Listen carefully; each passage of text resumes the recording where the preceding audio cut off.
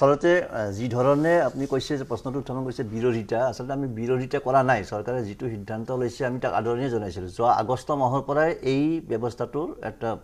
প্ৰক্ৰিয়া আৰম্ভ কৰিছিল তেতিয়া কিন্তু ইন টাইম অকল দিব দিছিল যে আমি স্কুলত সময়মতে যাব লাগে আৰু এটা পৰ্টেল দিছিল শিক্ষা হেতু পৰ্টেল এটা প্ৰস্তুত কৰিছিল চৰকাৰে আৰু এই পৰ্টেলৰ জৰিয়তে সকলো শিক্ষক ছাত্ৰৰে এটা উপস্থিতিটো তেওঁলোকে দিবলৈ বাধ্য কৰাইছিল তাত আমাৰ আপত্তি একো নাছিলে কিন্তু উপস্থিতি দিয়াৰ নামত আমি যিখিনি যন্ত্ৰণা ভোগ কৰি আছোঁ সেই যন্ত্ৰণাখিনিৰ কথাই আমি ক'বলৈ গৈছিলোঁ যে আমি শিক্ষক সমাজে বা ছাত্ৰ ছাত্ৰীসকলো যিটো আজিৰ দিনত আজি আমাৰ মোৰ বিদ্যালয়তে কৈছে যে 300 ছাত্ৰ ছাত্ৰী আছে 300 ছাত্ৰ ছাত্ৰীৰ উপস্থিতি দিবলৈ আমাৰ মোটামুটি 11টামান বাজে ৰাতিপুৱা 9টা মানৰ পৰা যদি আমি আৰম্ভ কৰোঁ 9টা বজাত ছাত্ৰ ছাত্ৰীৰ উপস্থিতি তেতিয়াহ'লে আমাৰ 9টা মান বজাতে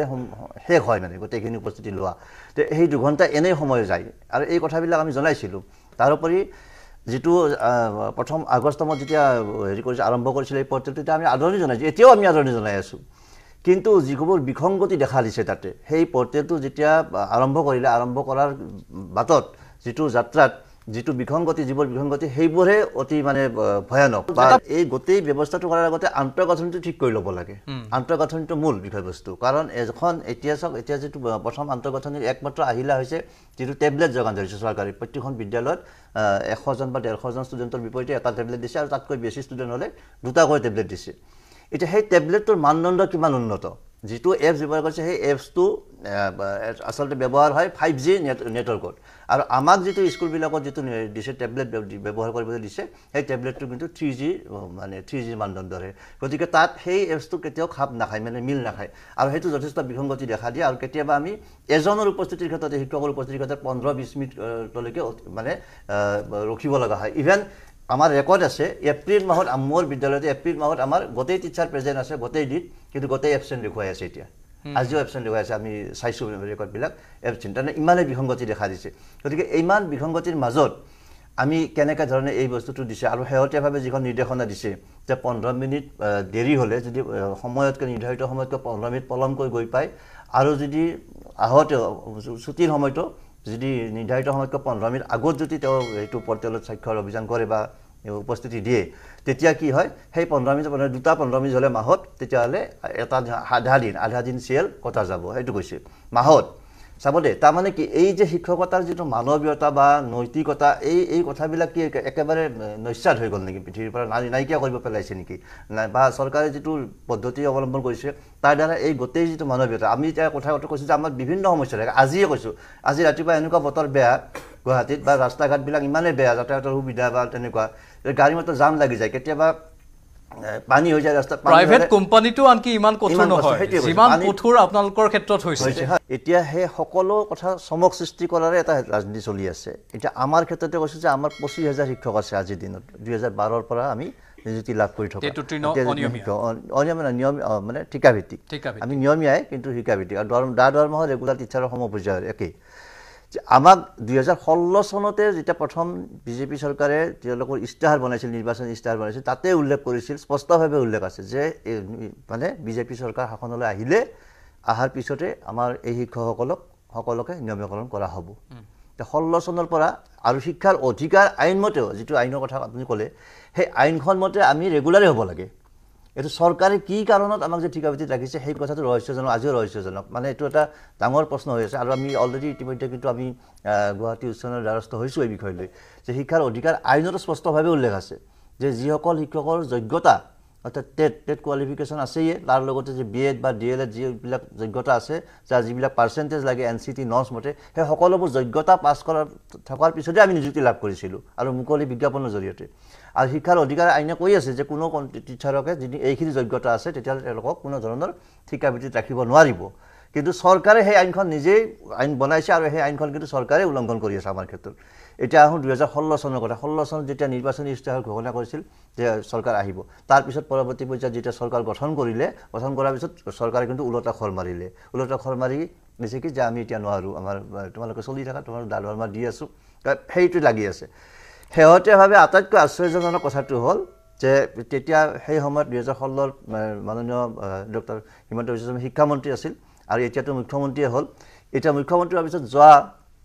2023 চনৰ 15 আগষ্টৰ দিনাখন 15 আগষ্টৰ দিনাখন ৰাষ্ট্ৰীয় পতাকা উত্তোলন কৰি ৰাষ্ট্ৰীয় পতাকাৰ তলত ঘোষণা কৰিছিল যে আমি সকলো শিক্ষক যিমান নিয়মীয়া শিক্ষক আছে আমাৰ হাইস্কুলৰ প্ৰাথমিক পৰ্যায় হওক মাধ্যমিক পৰ্যায় মানে মধ্য ইংৰাজীৰ হওক গোটেই শিক্ষক যিমান নিয়মীয়া আছে সকলোকে নিয়মীয়াকৰণ কৰা হ'ব অতি শীঘ্ৰে বুলি কয়। আমি সকলো শিক্ষক আমাৰ গোটেই শিক্ষক সমাজ উৎফুল্লিত হৈ পৰিছিল যে হয় এতিয়া আৰু আমাৰ এইবাৰ যিহেতু ৰাষ্ট্ৰীয় পতাকাৰ তলত ঘোষণা কৰিছে গতিকে এইবাৰ আৰু কাৰো চিন্তা কৰিবলগীয়া নাই আৰু শংকিত হোৱাৰ প্ৰশ্ন নাই, এইবাৰ পলমকৈ হ'লেও হ'ব। কিন্তু আশ্চৰ্যজনক কথাটো চাব দেই, ইয়াৰ পিছৰ পৰ্যায়টো চাব, পিছৰ পৰ্যায়টো কেনেকুৱা এটা ৰহস্যজনক আৰু কি ধৰণে আমাক ৰাজনৈতিক মানে ভাৱে আমাক কেনেকুৱা এটা ষড়যন্ত্ৰ কৰি বিভাজনৰ সৃষ্টি কৰি তেওঁলোকে ইলেকশ্যনটো পাৰ কৰাই লৈ গ'ল। এইখিনিহে আচলতে গুৰুত্বপূৰ্ণ কথা। আনহাতে ৰাজহুৱা শিক্ষা বচাওক যৌথ সংগ্ৰাম সমিতিয়ে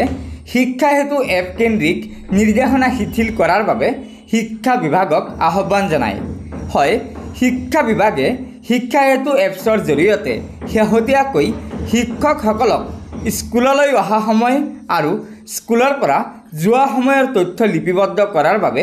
বান্ধি দিয়া নিয়ম পুনৰ বিবেচনা কৰি শিথিল কৰাৰ দাবী জনাইছে ৰাজহুৱা শিক্ষা বচাওক যৌথ সংগ্ৰাম সমিতিয়ে। এক প্ৰেছ বিবৃতিযোগে যৌথ সংগ্ৰাম সমিতিৰ অন্যতম আহ্বায়ক ৰাতুল চন্দ্ৰ গোস্বামী, হৰমোহন বৰা, জগদীশ কলিতা, সুব্ৰত তালুকদাৰ আৰু পংকজ কুমাৰ দাসে কয় যে শিক্ষা হেতুৰ দ্বাৰা চৰকাৰ আৰু শিক্ষা বিভাগে শিক্ষা ব্যৱস্থাটো বিশেষকৈ বিদ্যালয়ৰ বিভিন্ন দিশ নিৰীক্ষণ কৰি আছে। সেইখিনিলৈকে কথাটো ঠিকেই আছে। তদুপৰি শিক্ষাৰ্থীৰ নাম পঞ্জীয়ন তথা অন্য তথ্য সংগ্ৰহ, শিক্ষাৰ্থীক এটা শ্ৰেণীৰ পৰা ওপৰৰ শ্ৰেণীলৈ উত্তীৰ্ণ কৰা, এখন বিদ্যালয়ৰ পৰা আন এখন বিদ্যালয়লৈ শিক্ষাৰ্থীক বদলি কৰা ইত্যাদি কৰাৰ ক্ষেত্ৰত সুবিধা হৈছে। অৱশ্যে এই কামখিনি শিক্ষা হেতু পৰ্টেলৰ জৰিয়তেহে কৰা হয়। আনহাতে শিক্ষক আৰু শিক্ষাৰ্থীসকলে দৈনিক উপস্থিতি দিয়া, সমান্তৰালকৈ মধ্যাহ্ন ভোজনৰ তথ্য দাখিল কৰা এই কামখিনি কৰিব লগা হৈ আছে শিক্ষা হেতু এপছৰ জৰিয়তে। এই কামখিনি কৰাৰ ফলত ৰাজ্যৰ শিক্ষা বিভাগৰ বহুখিনি ক্ষতিসাধন হৈছে, কিয়নো শিক্ষাৰ্থীসকলৰ উপস্থিতি লওঁতে ৰাজ্যৰ শিক্ষকসকলৰ বহুখিনি সময় অপচয় কৰিব লগা হয়। কাৰণ বৰ্তমান সময়ত যি টেবলেট শিক্ষা বিভাগে যোগান ধৰিছে সেয়া 3G মডেলৰ হয় আৰু এই 3G মডেলেৰে ছাত্ৰ ছাত্ৰীসকলৰ উপস্থিতি লওঁতে বহুখিনি সময় অপচয় হয়, বহু সময়ত টেবলেটে কাম নকৰে। সেয়েহে শিক্ষা বিভাগক ৰাজহুৱা শিক্ষা বচাওক যৌথ সংগ্ৰাম সমিতিয়ে আহ্বান জনাইছে যে আগতে শিক্ষা হেতু এপছৰ বিসংগতিসমূহ দূৰ কৰক, তাৰ পিছত ছাত্ৰ ছাত্ৰী আৰু শিক্ষকৰ উপস্থিতিৰ বিষয়টো বিবেচনা কৰিব। গতিকে ছাত্ৰছাত্ৰীসকল আশা কৰা হৈছে যে ৰাজহুৱা শিক্ষা বচাওক যৌথ সংগ্ৰাম সমিতিৰ এই আহ্বানৰ প্ৰতি ৰাজ্যৰ শিক্ষা বিভাগে নিশ্চয় কিবা এটা কথা বিবেচনা কৰিব। গতিকে ছাত্ৰছাত্ৰীসকল লগৰ বন্ধুবৰ্গক এই ভিডিঅ'টো শ্বেয়াৰ কৰি আজিৰ এই গুৰুত্বপূৰ্ণ খবৰটো জনাই দিব আৰু পৰৱৰ্তী সময়ত চৰকাৰী কৰ্মচাৰীসকলৰ বিভিন্ন খবৰসমূহ পোনপ্ৰথমে পাবলৈ অনুগ্ৰহ কৰি আমাৰ এই চেনেলটো ছাবস্ক্ৰাইব কৰি ল'ব। ধন্যবাদ।